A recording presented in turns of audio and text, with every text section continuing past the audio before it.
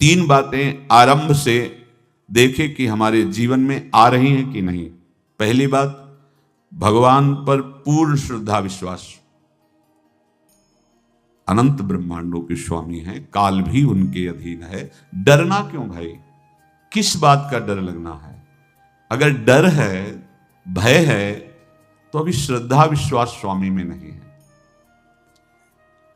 अगर हमें हृदय में कष्ट अपना प्रभाव पहुंचाना चाहता है, तो जैसे कोई ठंडी से बहुत कांप रहा हो और माता दौड़कर आवे, अपने हृदय से लगा के अपने शरीर का ताप देकर उसकी ठंड को दूर कर दे, ऐसे प्रियाजू करती हैं, ऐसे प्रियालाल करते हैं। ये कहा कहो बड़ भाग, नित नित रति हरिवंश हित, नित बरधत अनुराग, यह जो कृपा हरिवंश की।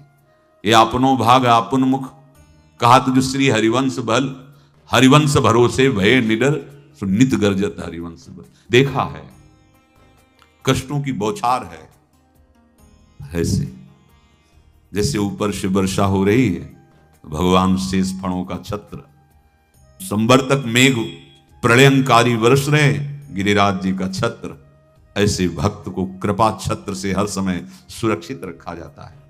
भक्त बनने के लिए कोई विशेष लायकात की आवश्यकता नहीं। मैं समस्त गुणों से हीन, पर मैं अपने प्रभु का, बस यही लायकात है। प्रभु की सिवा यदि आपका कोई अन्य आश्रय है तो आपको धोखा लगेगा, नहीं तो सच्ची कह रहे हैं, इसी जन्म में निहाल हो जाओगे।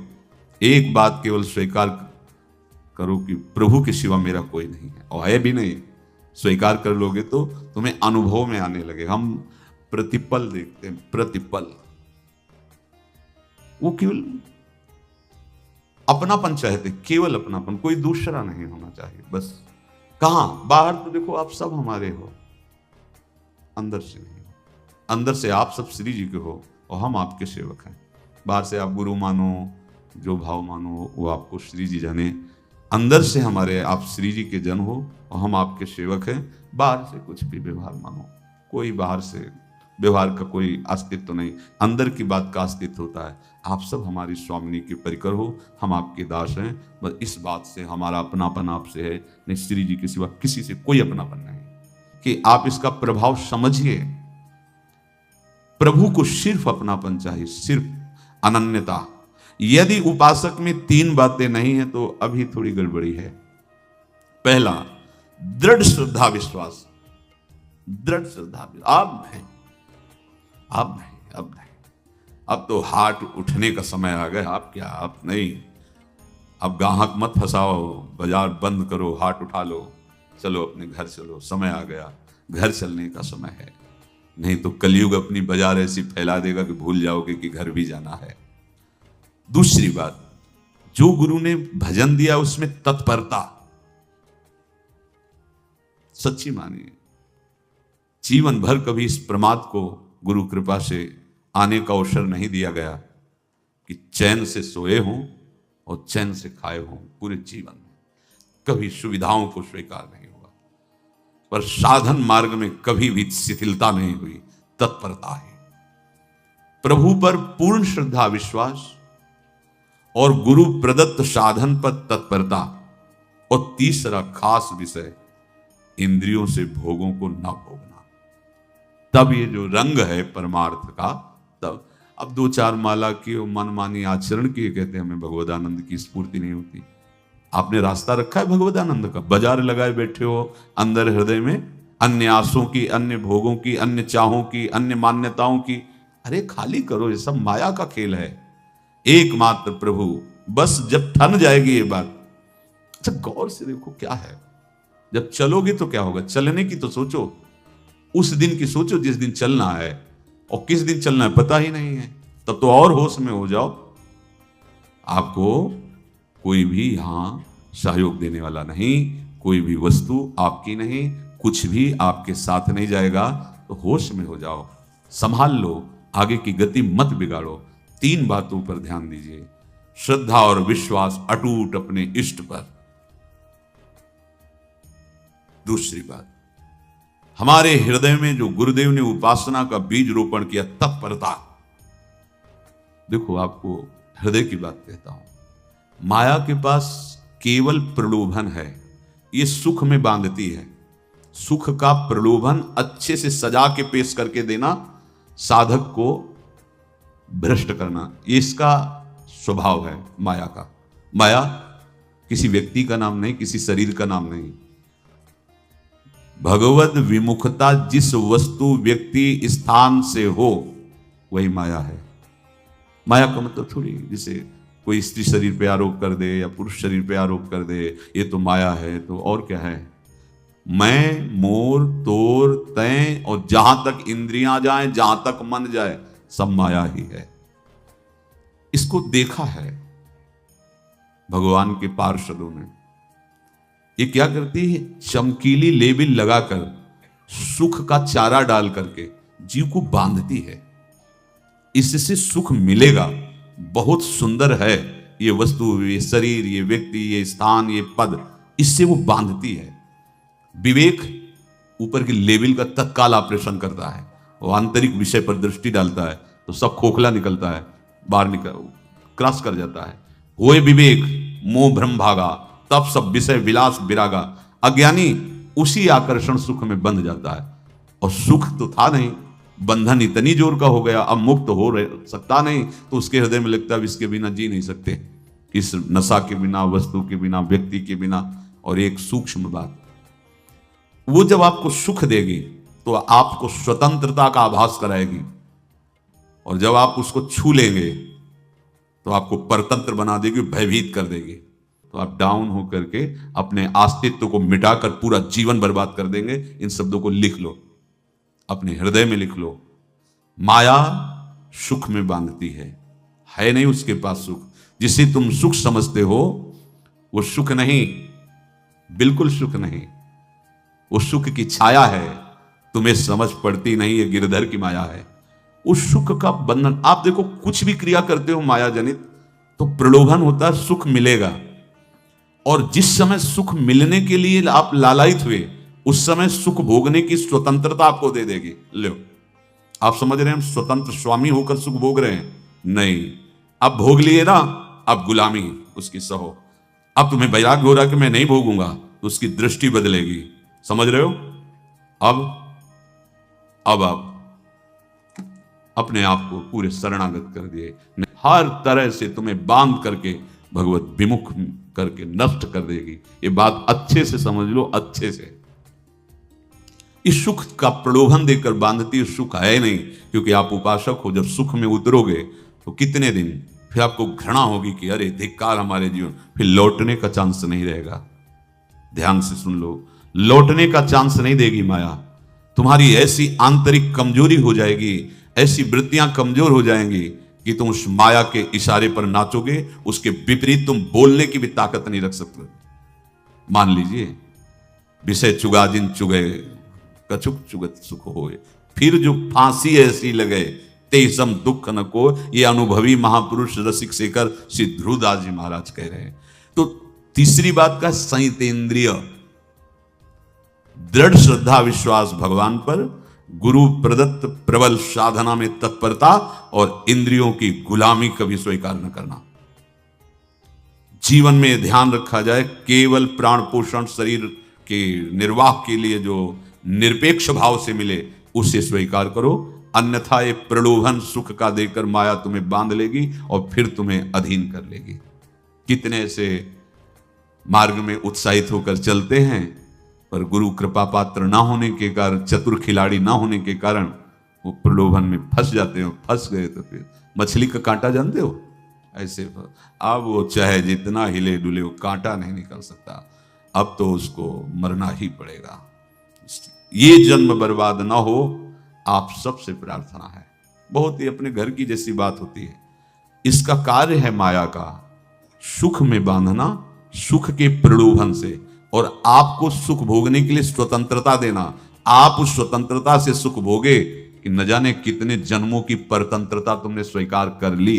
अगर इस रहस्य को जान जाओगे तो डरोगे। यही डरे डर प्यारी वंश ही। श्वास जैसे मनुष्य स्वाभाविक लेता है,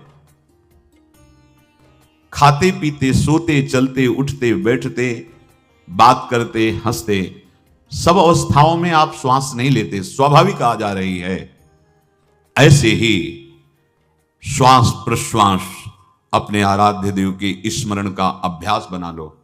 अभ्यास योग युक्त चेतसा नान्यगामिना। और जैसे तनिक भी श्वास रुकी तो घबराहट, बेचैनी, परेशानी आ जाती है, ऐसे ही श्वास प्रश्वास यदि नाम से खाली जाने लगे तो घबराहट, परेशानी, जलन पैदा होनी चाहिए। तब आप उपासक माने जाएंगे। क्या ऐसा हो रहा है? क्या हृदय की ऐसी स्थिति है तो धन्यवाद, नहीं है तो इसी की प्राप्त करने के लिए प्रियाजू ने हमें अपने मार्ग में घसीटा है, चाहे वो गृहस्थ हो, चाहे वो विरक्त हो। यदि श्वास प्रश्वास में नाम न हुआ तो तुम्हें घबराहट होनी चाहिए। भूरी सखी जी कहते हैं कि मेरे जी में बड़ी घबराहट होती है, ऐसे वो जी घबरात। भूरी सखी जी कह रहे हैं, श्वास नाम दो बिलक चलत है, इनको भेद न मोको भावे। मुझे बहुत घबराहट पैदा हो रही। प्रिया जी से कह रहे हैं कि श्वास प्रश्वास में नाम का क्रम नहीं बन पा रहा, टूट रहा है, मुझे ऐसा अच्छा नहीं लग रहा। आप कृपा करो प्रियाजू, श्वास ही नाम, नाम ही श्वासा, नाम श्वास को भेद मिटावे। प्रियाजू ऐसी कृपा कर दो, श्वास प्रश्वास आपका नाम चलता रहे। ये बात प्रवचन ना मान करके जीवन मान लीजिए। जैसे हमारी श्वास प्रश्वास उठते बैठते चलते फिरते खाते पीते स्वाभाविक चलती है, हम ऐसा अभ्यास नाम का करें कि ऐसे चले। जैसे हमारी श्वास प्रश्वास रुकने लगे तो घबराहट, बेचैनी, प्राण व्याकुल हो जाते हैं, ऐसे ही श्वास प्रश्वास में यदि नाम रुकने लगे तो तद स्मरणेन परम व्याकुलते, घबराहट पैदा हो जाना चाहिए। नहीं होती तो अभी बहुत दूर नगरी, होती है तो अब निहाल हो गए हो, तुम चिंता मत करो। आगे का जो दिव्यात्मक स्वरूप है वो आना प्रारंभ हो जाएगा। रोम रोम रग रग बोले तब कुछ स्वाद नाम को पावे। यही सारा वैभव प्रकाशित हो जाता है। जहां तक हो सके किसी भी अनर्थ के हटाने का तुम प्रयास और चिंता मत करो। बहुत अनुभव की बात है। जैसे तुम कहीं फंस गए, गलती हो गई तुमसे, माया ने फंसा लिया, अब निर्भय हो जाओ। तुम्हारा अपमान होगा, तुम्हारी निंदा होगी, कुछ नहीं बिगड़ेगा, लेकिन पूरा जीवन बर्बाद नहीं कर देना है। प्रभु के भरोसे हो जाओ कि यदि आपको अपमान और निंदा करवानी तो करवाओ, पर अब लो नसानी अब ना सही हो। मैं समझ गया, अब आगे बढ़ूंगा, नहीं रुकूंगा, कुछ भी हो जाए, प्राण चले जाए, सभा में अपमान हो जाए, तो भी मैं अब रुकने वाला नहीं। समझ रहे? प्राप्त अनर्थ की निवृत्ति की चिंता में नहीं रहना तुम्हें। अगर तुमसे अनर्थ हो भी गया है तो तत्काल आगे बढ़ो। तुम्हारा इष्ट वो तो जान रहा है ना, तो पकड़ो उसी को। आप जान रहे थे मैं फिसल रहा था, आपने नहीं रोका ना, चलो अब आपके ऊपर है। आप चाहे अपमान करवाओ, चाहे निंदा करवाओ, चाहे आप हमारा ये शरीर छुड़वा दो, अब मैं आपको छोड़ने वाला नहीं। बिल्कुल ये बात पकड़ लेना। ये जीवन में कई बार ऐसे अवसर आते हैं जहां हमारी भक्ति को बाधित करने के लिए माया ऐसे कांटे फैला देती है और हम असमर्थ हो जाते हैं, हम दब जाते हैं। कुछ गड़बड़ नहीं होगा, मृत्यु से ज्यादा कुछ गड़बड़ होने वाला नहीं। जो गड़बड़ हो गया अब दोबारा होगा नहीं, और उसमें हम दबेंगे नहीं, हम उसे क्रॉस करके आगे बढ़ेंगे भगवत मार्ग। कुछ नहीं होगा, विश्वास करना। वो ऐसे फूल जैसा निकाल के तुम्हें अलग कर देंगे। विश्वास रखना, विश्वास रखना। इस बात पर हम जोर दे के कह रहे हैं, नहीं फंस जाओगे, फंस जाओगे। कभी इष्ट गुरु से छुपाव मत करना कि अगर ये जान गए तो। नहीं, जानो, तुम जानो। क्यों जाने? गलती तो तूने की। अगर हमारी गलती है तो आपकी भी गलती है। कैसे? छोटा बालक जब गिरता है, मां दौड़ के उठाने जाती है ना, तो पहला रोष दृष्टि उसकी मां की होती है। अब तो उठा रहे हो, और जब गिरने जा रही थी तब क्यों दृष्टि नहीं डाली? अगर पकड़ लेती तो गिरता ही क्यों नहीं? तुम्हारी मायाबाजी पसारी विचित्र, सुन मुनि मोहे काकी कोड़, कह हरिदास तुम्हारे हम जीते। तो ये अपने संबंध बल से बात कर रहे हैं। झुकना नहीं, टूटना नहीं। माया का कार्य है झुका देना, रौन देना, और पश्चाताप मत करना। प्रायः कहा जाता है प्रायश्चित करो, पश्चाताप। हमारे पास समय नहीं है, राधा राधा राधा सब हो गया, पश्चाताप बढ़ा गए। नहीं तो इसी चिंता में गलती हो गई। गलती हुई तब समय नष्ट हुआ, अब वर्तमान में उसका चिंतन करके नष्ट करो, और आगे के चिंतन की गुंजाइश नहीं रह गई, क्योंकि आप अपने हृदय को इतना गिराते चले जा रहे हो, हृदय का स्तर, कि उत्साह ही नहीं रह जाएगा। यह ऑपरेशन है सीधे भगवत प्राप्ति के लिए। बिल्कुल दृढ़ विश्वास। तुम्हें अब अपनी चिंता नहीं करनी। बैठा लो, हृदय में बैठा लो, अगर भगवत विश्वास नहीं तो घबराहट पैदा हो जाएगी, भय हो जाएगा, विषाद हो जाएगा। अरे कितनी बार संसार में अपमान हुआ है, कितनी बार सम्मान हुआ है, ये कुछ सम्मान और अपमान कुछ अस्तित्व तो नहीं रखता। अब हरि नहीं छूटेंगे, भाग हरि की तरफ भाग, बिल्कुल परवाह न कर, भाग, किसी के फंदे में मत फंस, भाग। ये अंदर की पुकार है, अंदर की बात कह रहा हूं। ये मन बहुत बदमाश है, पहले तो लुभायमान करके सुख में बंधाता है और फिर भय और संकट विषाद में फंसा देता है। प्रभु का विधान संदेह युक्त नहीं होता, निसंदेह तुम्हारे सामने वो विधान प्रकट होगा जिससे तुम्हारा परम मंगल हो जाएगा, परम मंगल हो जाएगा। डरना नहीं। बताया नहीं तो एक बार प्रेम भगत की बात, तो हमारे पास प्रेम जी आते थे, बहुत नाम जापक थे, श्री हरिवंश श्री हरिवंश। तो उनसे पूछा आपकी ऐसी नाम निष्ठा कैसे आई? तो उनका गलती से नाम निष्ठा कैसे आती है? तो किसी पद के अधिकारी थे जिसमें किसी कानून के विरुद्ध उसमें दस्तखत कर देने से करोड़ों रुपया उनको प्राप्त होना था। तो रात्रि में ऑफिस में बुलवा के उन्होंने वो गलती कर दी दस्तखत की। बड़े अधिकारी थे और वो उनको पता नहीं था कि वो षड्यंत्र है, और पहले से कैमरा रख दिया गया था, पूरा वीडियो लेते देते, बातचीत करते, दस्तखत करते, सब प्रमाण। तो सुबह जो उनकी आरती उतारी गई समाज में, तो बस घर वाले भी उनसे कि जैसे पुत्र थे पत्नी कि पिताजी पापा आपसे ऐसी आशा थी, मार दिया हम सब लोगों को आपने। कब हम लोगों ने धन की मांग की आपसे, आप इस अवस्था में ऐसा कर। तो घर से ये वचन और बाहर तो सब उपहास उनका, और उन्होंने निश्चय किया रात्रि में आत्महत्या कर लेंगे। कर्म बड़ा विचित्र होता है। पर वो वृंदावन पहले से आते थे और हरिवंश उपासकों से मिलते रहते थे, गुरुदेव भगवान से भी उनका परिचय था। गलती किसी से भी हो सकती है, चूक है, यही तो है ना, कंचन कामिनी कीर्ति। कहीं भी लुभायमान, शायद उनके मन में लगा होगा कि दस्तखत कर लेंगे और मिल जाएगा, वृंदावन वास करेंगे, झंझट छूट जाएगी। कुछ ना कुछ ऐसा आया होगा, क्योंकि वो अधार्मिक प्रवृत्ति के नहीं थे, पर क्रिया तो हो गई ना, और षड्यंत्र था वो। उन्होंने सोचा रात्रि में अब हम प्राण त्याग देंगे। तो धाम आना और रसिकों के संग के प्रभाव से एक दिव्यता प्रकट हुई। वो सबके सामने सोने का नाटक करके लेट गए। तो परिवार वालों, नजर तो सबकी थी कि विकसित है, परिवार वालों को लगा सो गए। तो रात्रि जब सोए थोड़ा ऐसे, तो वास्तविक नींद आ गई और स्वप्न में देखा कि कोई उनसे कह रहा, देखो तुम्हारे सिराने सेवक वाणी रखी है, इसको पकड़ो, मरने की जरूरत नहीं, सब ठीक हो जाएगा। जगह तो सेवक वाणी सिराने रखी हुई थी, जैसे एक भक्त को तुलसी दल नामक ग्रंथ सिराने रखा। अरे अलौकिक शक्ति संपन्न भगवान और भगवान के पार्षद। बस सब बात हट गई और उनकी जिह्वा और उनके मन ने, जैसे ना मरने वाले को प्राण मिल जाए कि भाई प्राण रक्षा, ऐसा को श्री हरिवंश। हमारे रसिक समाज में जब वो आते थे उनका अच्छा सम्मान होता था। तेजों में चेहरा, वे वृद्ध शरीर, श्री हरिवंश ऐसे चलता रहता, बात करते और श्री हरिवंश ऐसी नाम में रति देखी। देखो ना क्या हुआ, घटना क्या थी, दृश्य क्या था, जीवन बिल्कुल व्यर्थ हो क्या गया, लोक सम्माननीय जीवन बन गया, महात्मा बन गए और भगवत प्राप्त हो गए हैं, उनका शरीर छूट गया है। तो यहां कह रहे हैं कि तुम्हें किसी भी हेतु से अपनी चिंता नहीं अब करनी। प्रभु का विधान निसंदेह परम कल्याण में होता है, तुम्हें संदेह नहीं करना। कड़ुआ हो सकता है लेकिन अवसर तो मिल जाएगा श्री जी की तरफ भागने का। हम अपने को अच्छा साबित करने के लिए पूरा जीवन लगा दें, नहीं भाई, हम नीच आचरण वाले पर हम भागेंगे प्रभु की तरफ, लोक पावन करने वाले महात्मा बन जाओगे। सतरति शाह लोकांत, इसको बैठा लो, जीवन में काम आएगी, ये वस्तु काम आएगी, क्योंकि विपक्ष जोरदार है, माया कोई साधारण नहीं है। विश्वासी साधक का भगवान स्वयं जुम्मा ले लेते हैं। विश्वासी साधक का भगवान स्वयं, देखो अपने मन में तुम किसी प्रकार की चिंता न रख करके ये आज से विश्वास कर लो कि अब मेरे जीवन में जो होगा, मेरे प्रियाजू के द्वारा किया हुआ विधान परम सुखप्रद होगा, परम मंगलमय होगा।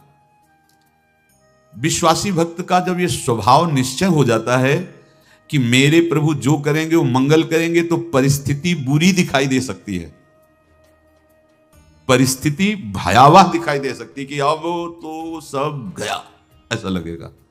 लेकिन वो बहुत बड़े के हाथ में नियंत्रित है परिस्थिति। देखते देखते उस परिस्थिति का परिणाम निश्चिंत, निःशोक और निर्भय कर देने वाला हो जाएगा। भयभीत मत होना। बहुत ही अमृतमयी बातें हैं, अगर अपने साधन पथ पे हम इनको आदर्श मानकर चलें तो बहुत जल्दी आनंद आ जाए।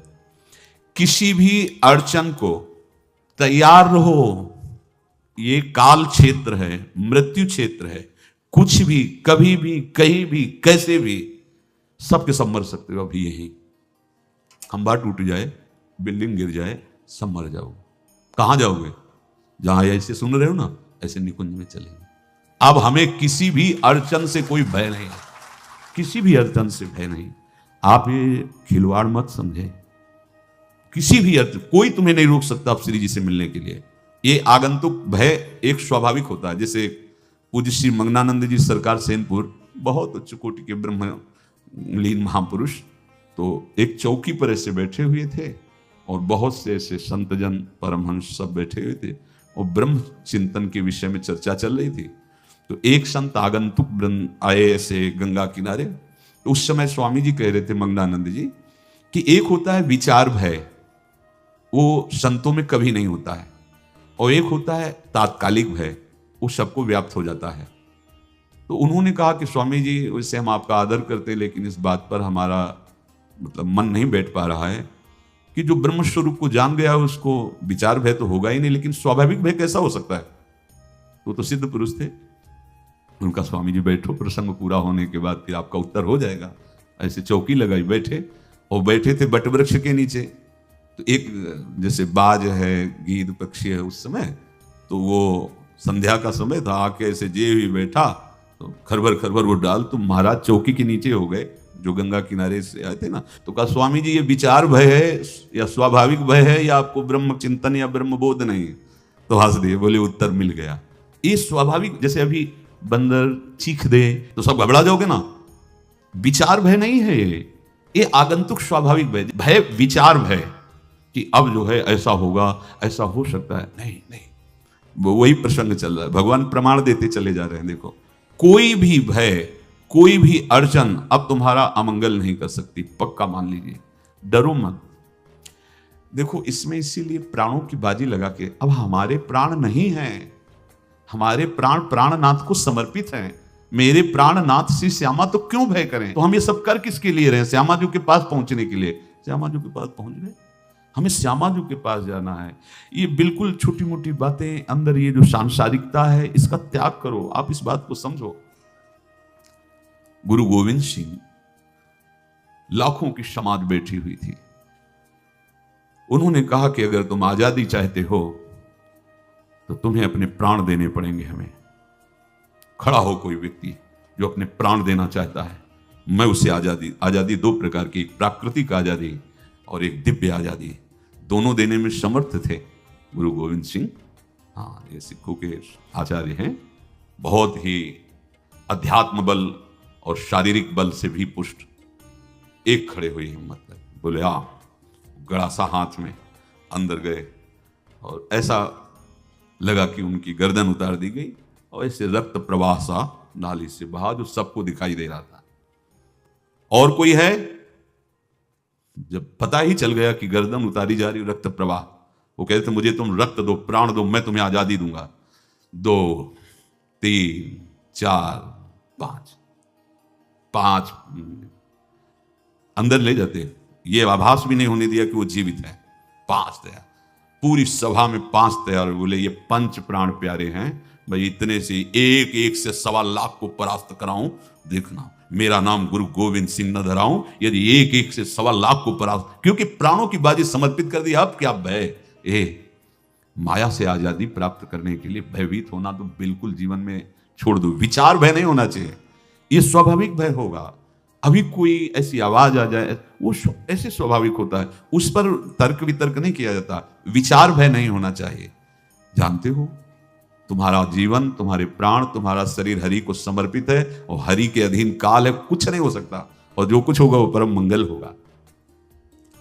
किसी भी अड़चन को भगवान के सौहार्द के सामने अड़चन मत मानना। हम अगर अड़चन को दूर करने का प्रयास करेंगे तो अड़चन हमें फंसा लेगी, अड़चन। और यदि भगवान पे विश्वास कर लिए तो वही अड़चन अर्चन बन जाएगी। उपासना बन जाएगी। मान लीजिए बात, मान लीजिए आप लोग तो गृहस्थ में देखा होगा, हमने देखा है, बच्चा गिरा, रोने लगा, माँ उठाने आई, छाती से लगाया, वो माँ के थप्पड़ मार रहा है। यद्यपि वो कुछ जानता नहीं, पर भाव जब उसके देखे, बलिहार है इस वात्सल्य की, बलिहार है, ये माँ को मार के कह रहा है, थप्पड़ मार के, अब तू छाती से लगा रही, जब गिरा और चोट लगी तब तू कहाँ थी, क्यों ले उठाया, ये अधिकार। हरि वो तो अल्पज्ञ माँ है, पर हम तो सर्वज्ञ हरि के वात्सल्य में डूबे हुए हैं, हमको तो भय बिल्कुल नहीं होना चाहिए। हाँ, जानबूझकर इसका दुरुपयोग मत करना। विश्राम की तरफ सत्संग जा रहा है, ध्यान से सुनो। कोई भी अड़चन, अब हमको प्रयास नहीं करना उसको दूर करने का, ये जिम्मेवारी हमारे प्रभु की है। और प्रभु के ऊपर अगर आपने भरोसा दृढ़ कर लिया तो हर अड़चन अड़चन बन जाएगी, भगवान की पूजा बन जाएगी। पर देखो, इस बात को लेकर के हमें अशुद्ध आचरण नहीं करना, गंदी बात पे नहीं उतर जाना कि आप बचा लेना जो भगवान हो, तो नहीं बचाएंगे, हम तुम्हें बता रहे। अब उनको चैलेंज करोगे ना कि सत्संग में सुना है कि आप बचाते हो, बचा लेना भला, तो नहीं बचाएंगे। क्या करेंगे?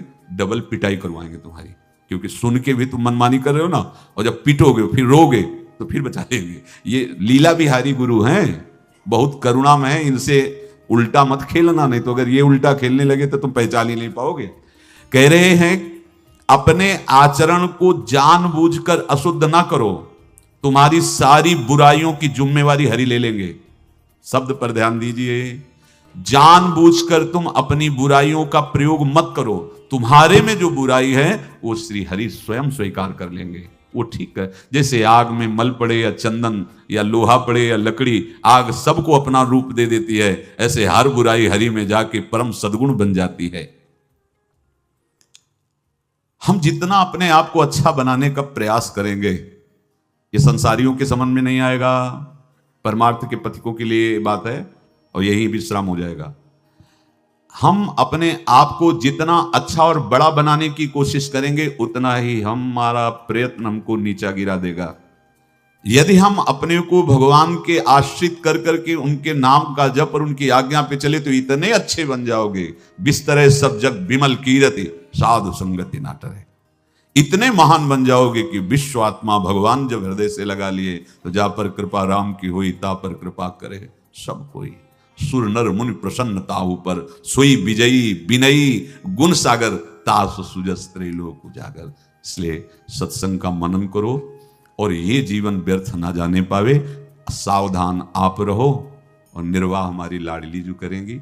और ये जन्म हम सबको लाडली जू की प्राप्ति के लिए मिला है, और पक्का पक्का विश्वास करो लाडली जू हमें मिलेंगी, पक्का विश्वास करो, इस पे संशय मत रखना। हम किसी साधन बल से नहीं कह रहे कि तुम्हें लाडली जो मिलेंगी, लाडली जो मिलेंगी उनकी कृपा से, उनके दुलार से, उनके आकर्षण से। अब हमारा निश्चय हो गया है कि लाडली जो बोले आपका, हम हमारा मतलब सबका। ये जितने आप सब बैठे हो, आपको पता नहीं आपके कितने भाग्य प्रकाशित हो रहे हैं लाडली जी की कृपा से। अगर पता चल जाएगा तो अहंकार आ जाएगा। धैर्यपूर्वक सत्संग का मनन करो और उसे अपने आचरण में उतारो। शेष चर्चा आगे। श्री राधा।